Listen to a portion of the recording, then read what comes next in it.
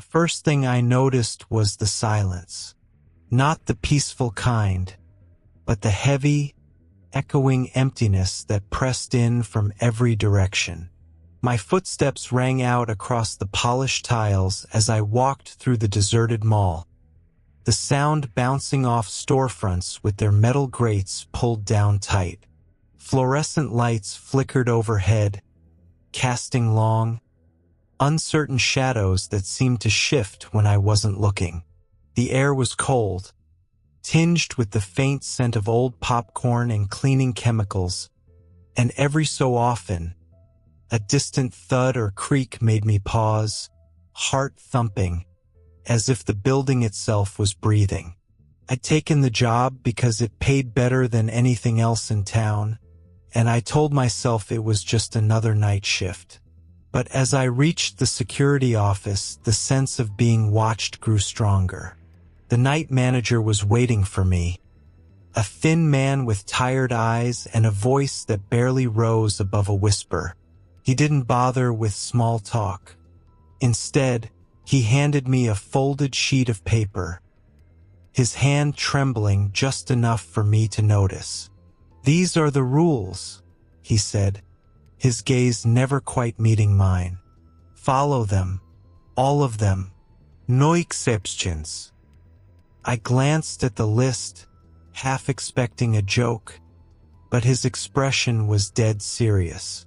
Before I could ask what any of it meant, he turned and disappeared down the hallway, leaving me alone with the echoing silence and a growing sense of unease. I wish I'd asked more questions before I started my shift. The night manager led me through the mall's main corridor, his shoes making almost no sound on the tile. I tried to match his quiet pace, but every step I took seemed to echo twice as loud. He didn't say much at first, just pointed out the basics. The emergency exits, the fire alarm panels, the locations of the security cameras. It was all standard, the kind of orientation I'd expected. But then, as we passed the shuttered food court, he stopped and turned to face me, his face pale in the harsh fluorescent light. "First rule," he said, voice low. "Never enter the food court after midnight. Not for any reason. If you see the lights on in there or smell anything cooking, keep walking. Don't look inside. Don't answer if someone calls your name." I almost laughed, thinking he was trying to mess with the new guy, but his eyes were flat and serious. I nodded, unsure if I was supposed to play along. We moved on, passing a row of darkened stores. "Second rule," he continued.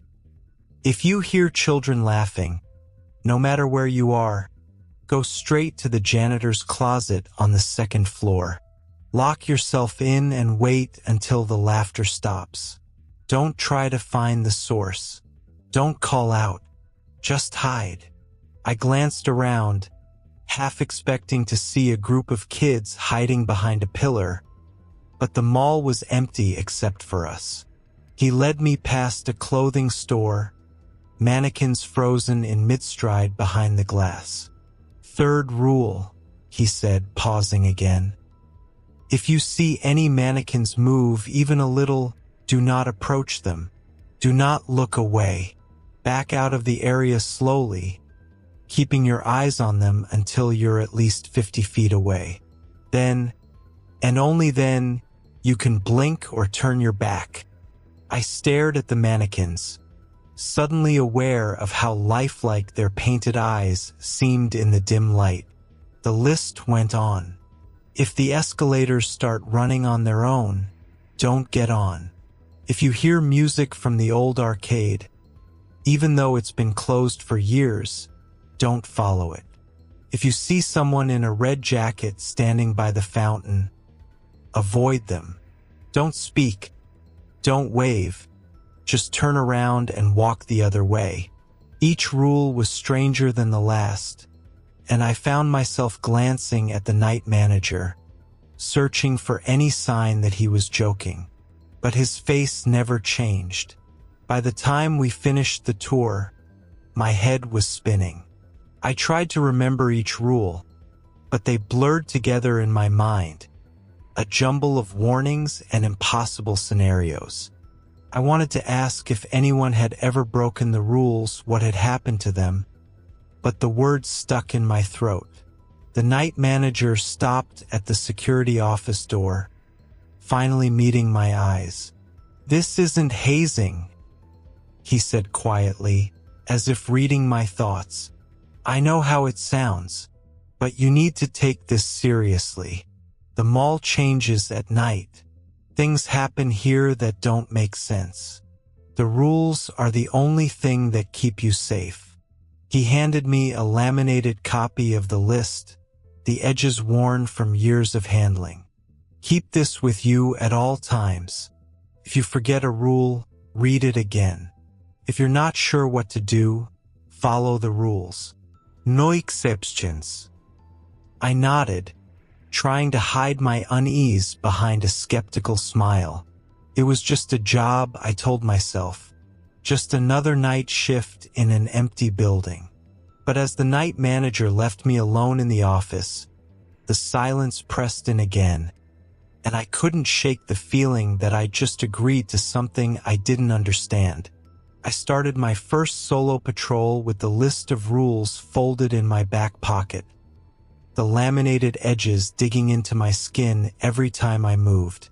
The mall felt even larger now that I was alone, its empty corridors stretching out in every direction, each one lined with shuttered storefronts and silent displays.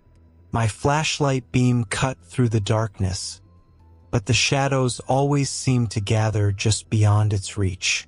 First, everything was quiet. I checked the doors, made sure the emergency exits were locked, and tried to ignore the way my footsteps echoed off the tile. But as the minutes dragged on, the silence began to feel unnatural, as if the building was holding its breath, waiting for something to happen.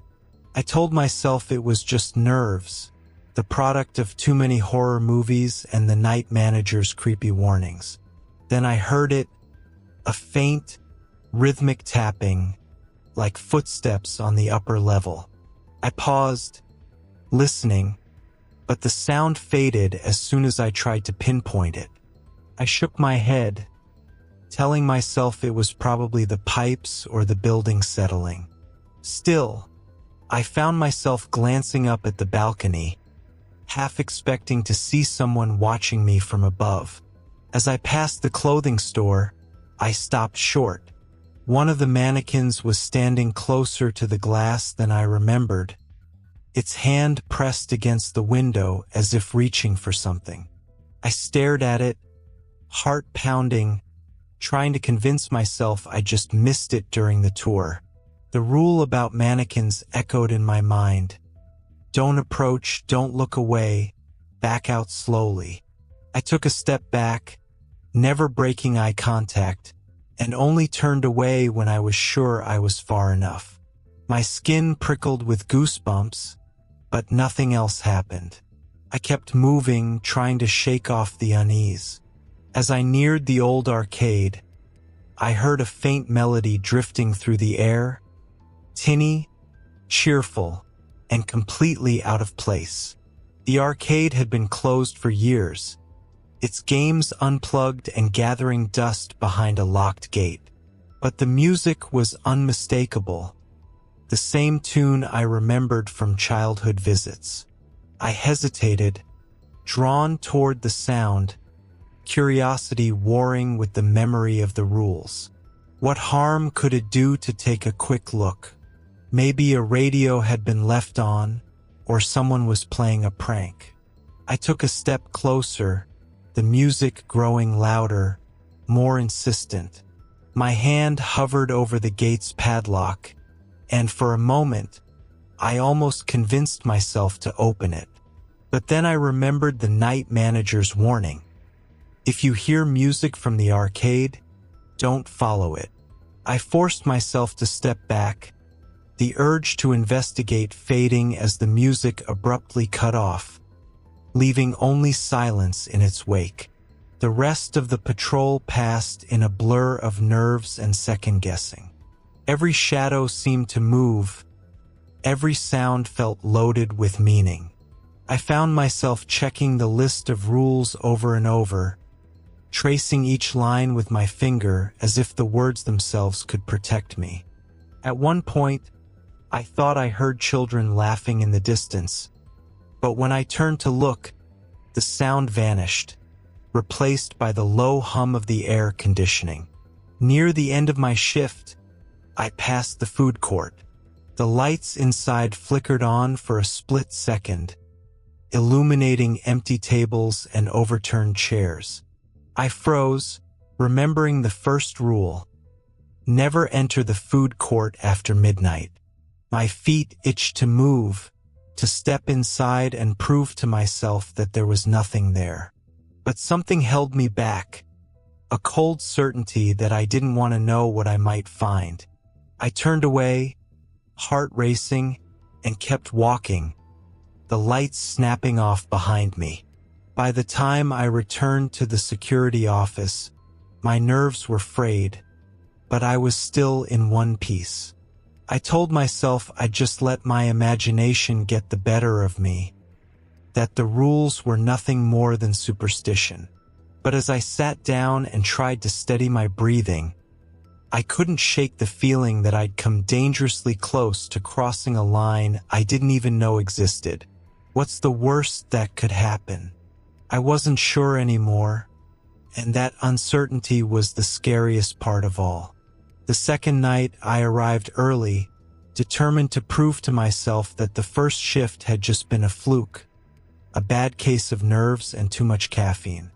The night manager was waiting for me in the office, his face even more drawn than before. He didn't ask how my first shift went, and I didn't volunteer any details. He just handed me the keys and the logbook, then disappeared into the back corridors, leaving me alone with the hum of the monitors and the list of rules. I started my patrol with a little more confidence, telling myself I'd imagined most of what happened the night before. The mall was just a building, after all, concrete, glass, and steel. There was nothing here that could hurt me. I moved through the corridors, checking doors and windows, my flashlight beam steady and sure. But as the hours crept by, the sense of unease returned, stronger than before. Halfway through my rounds, I heard a metallic clang echo from the far end of the mall.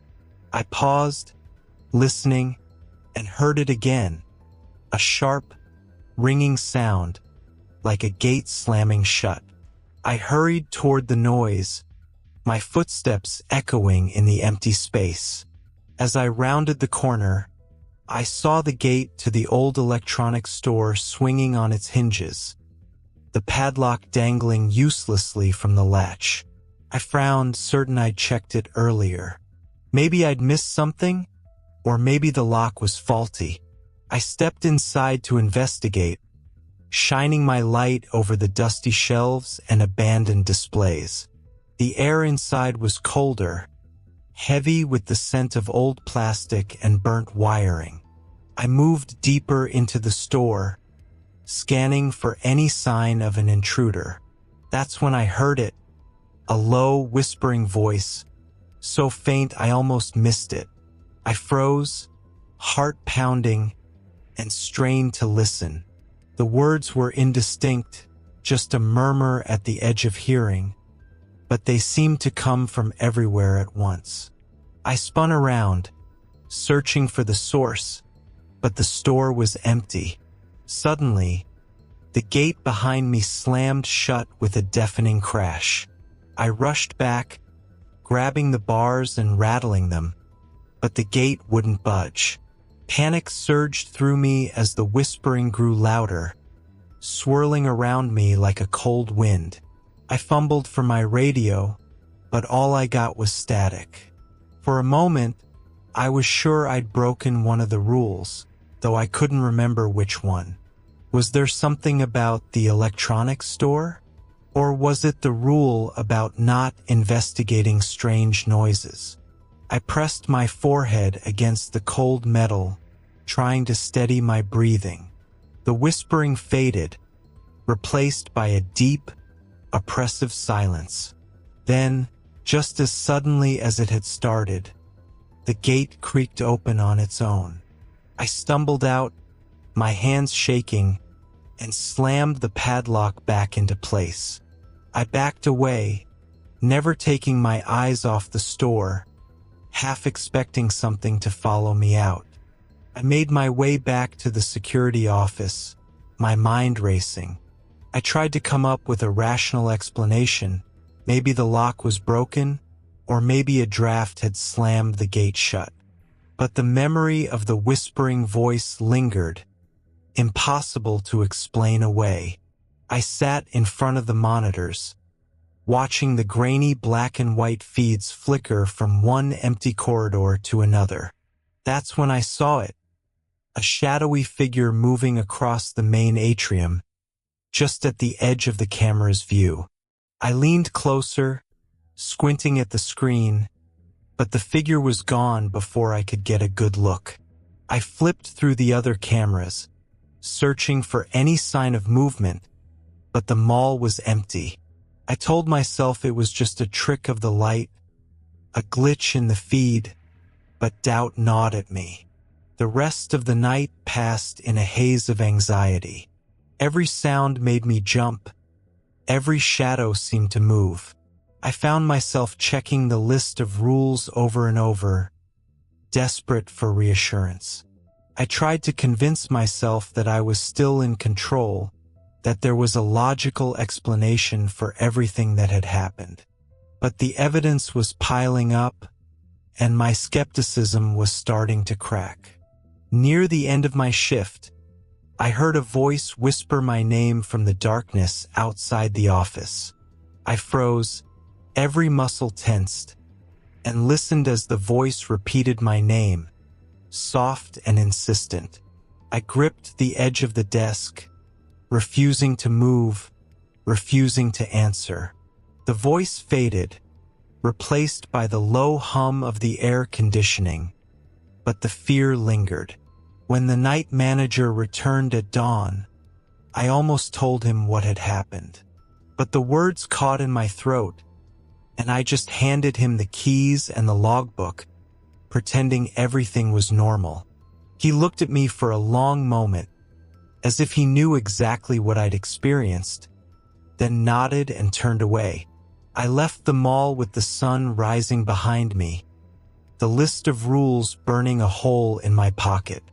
I wanted to believe that I was still in control, that I could handle whatever the mall threw at me. But deep down, I knew that something had changed. The rules weren't just superstition.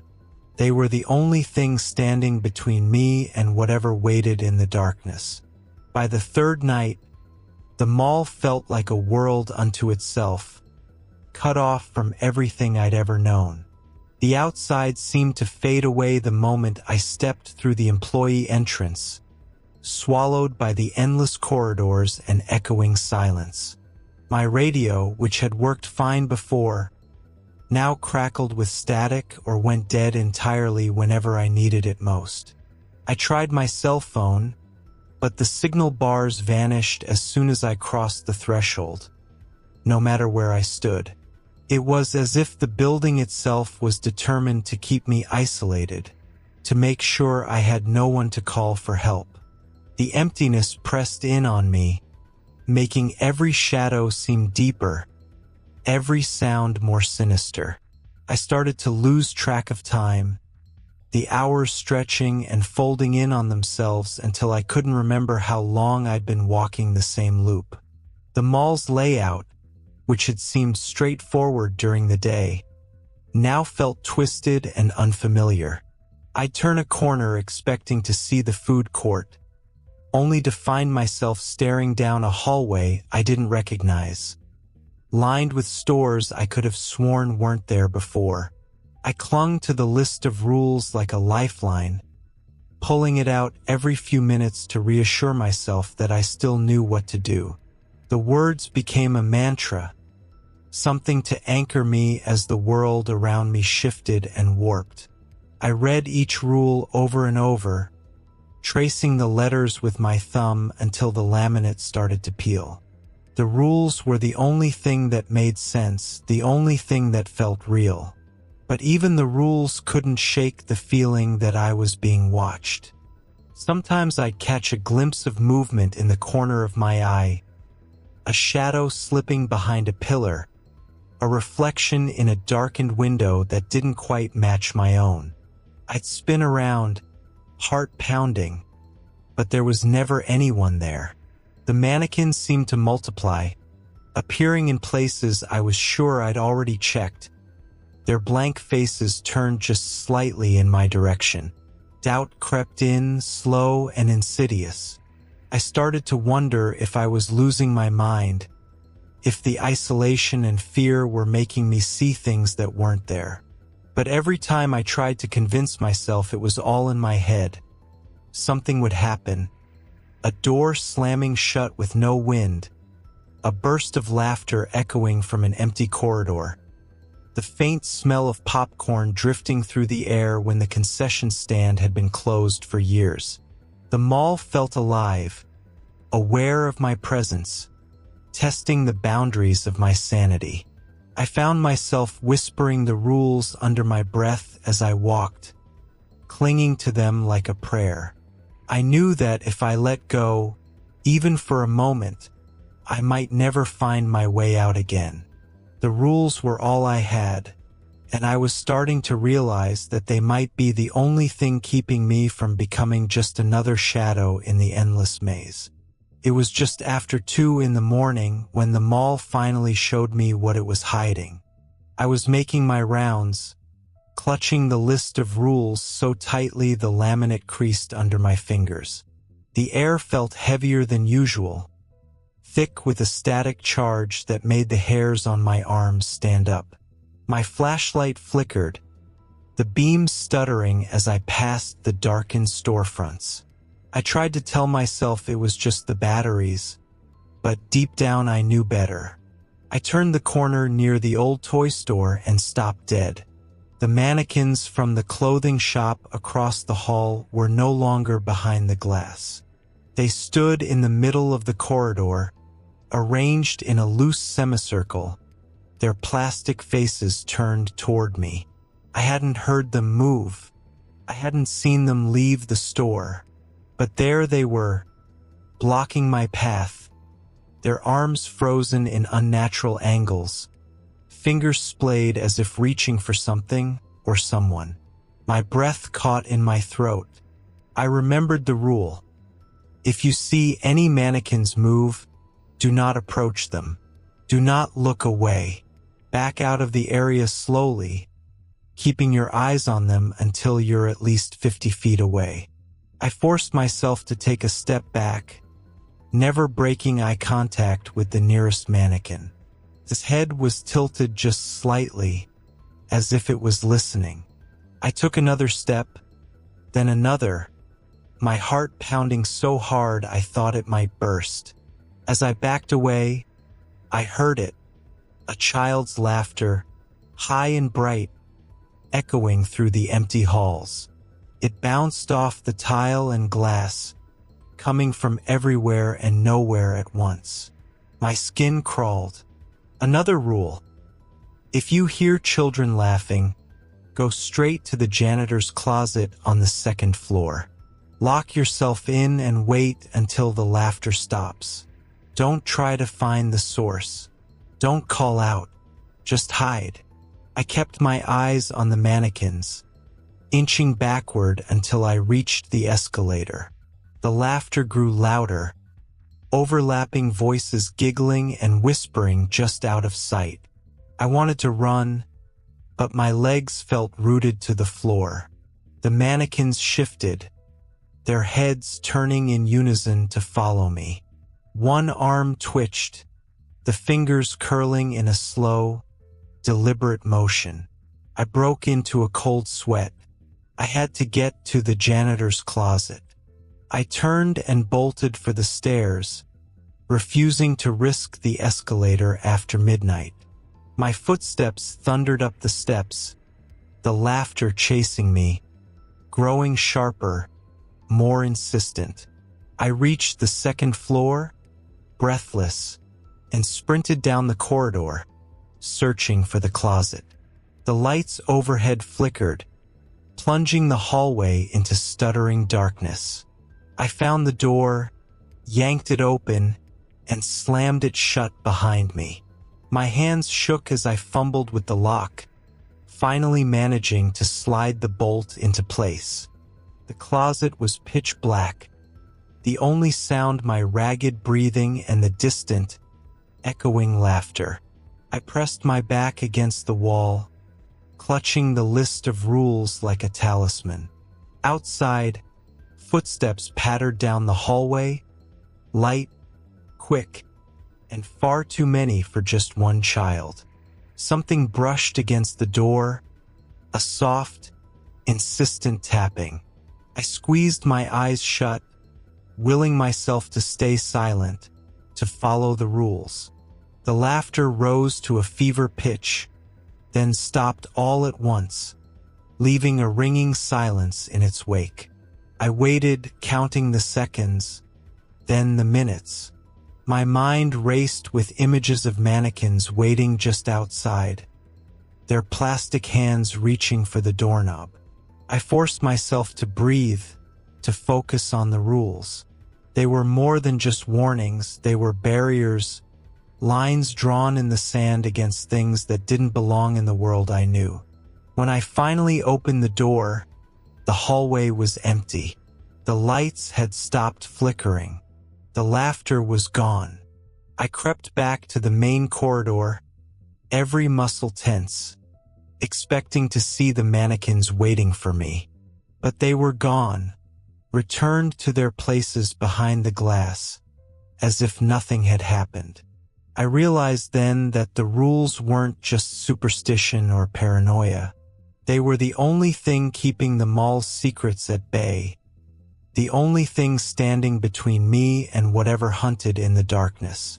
Each rule was a shield, a ritual that kept the impossible at arm's length.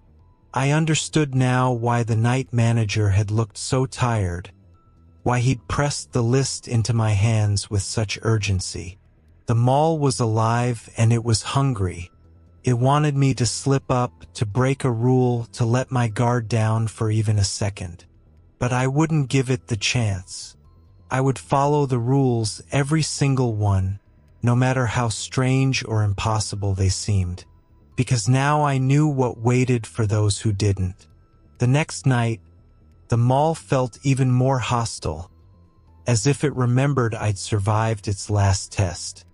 I moved through the corridors with the rules clutched in my hand, repeating them under my breath like a prayer.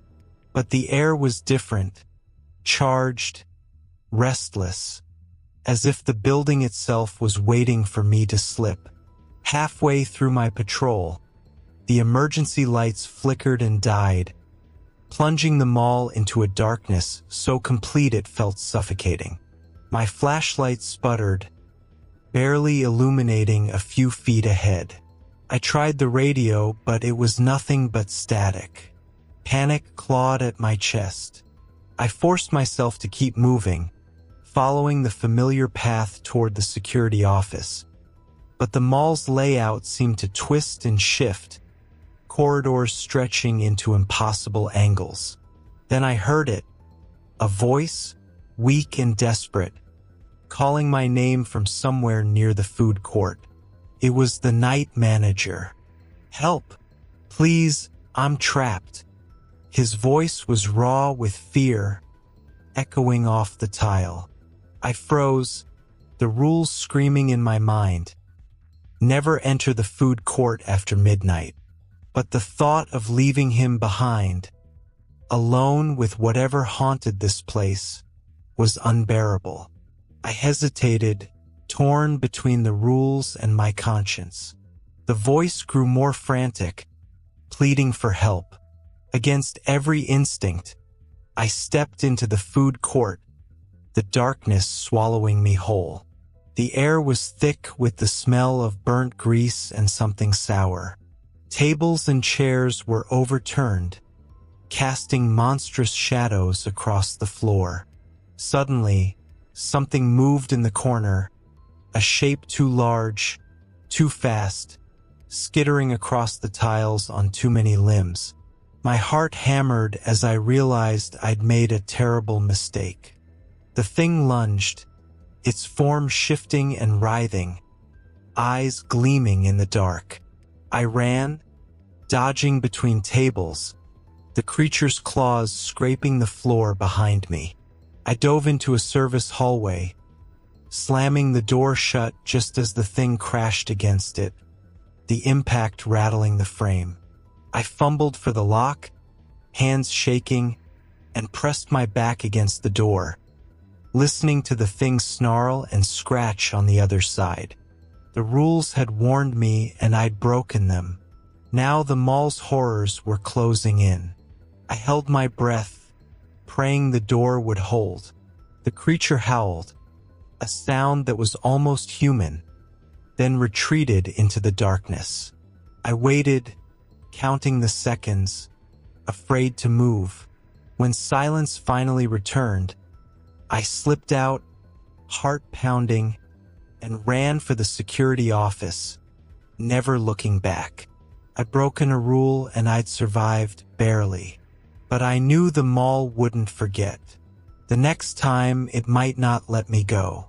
By the time the first pale light crept through the skylights, I was slumped in the security office, every muscle aching, my mind raw and frayed. The mall was silent again, the oppressive darkness lifting as if it had never been. I stared at the monitors, watching the empty corridors slowly fill with the soft glow of morning. The horrors of the night seemed impossible in the gentle daylight, but the memory of what I'd seen and heard clung to me like a second skin. The night manager arrived just after 6, his footsteps measured and unhurried. He looked at me, really looked, as if he could see every sleepless hour etched into my face. He didn't ask what had happened. He didn't need to. He just nodded, a silent acknowledgement that I'd made it through another night. I handed him the keys with trembling hands, the list of rules still clutched tight in my fist. He sat across from me, his expression calm, almost kind. "You understand now," he said quietly. "The rules aren't just for you. They're older than this building, older than any of us. They're the only thing that keeps the mall contained." I wanted to ask what he meant, how long this had been going on, but the words wouldn't come. I was too tired, too hollowed out by fear and relief. He stood and placed a hand on my shoulder, steady and reassuring. "You did well. Most don't last this long. But you know what to do now. You know what happens if you don't." I nodded, unable to meet his eyes. The weight of what I'd survived pressed down on me, heavier than exhaustion. As I left the office, the mall was waking up. Sunlight streamed through the windows, glinting off polished floors and sparkling displays. The food court looked ordinary. The mannequins stood motionless behind their glass, and the air was filled with the distant hum of the city outside. To anyone else, it was just another day in an empty mall. But I knew better. I knew what waited in the shadows, what rules kept the darkness at bay. I stepped outside, blinking in the morning light, and realized I would never see the world the same way again. The cycle would continue, the rules would remain, and the mall would always be waiting for someone to forget. A week later, I found myself back at the mall, standing by the security office as a new guard arrived for his first night. He looked young, eager, and just a little nervous, exactly how I must have seemed not long ago.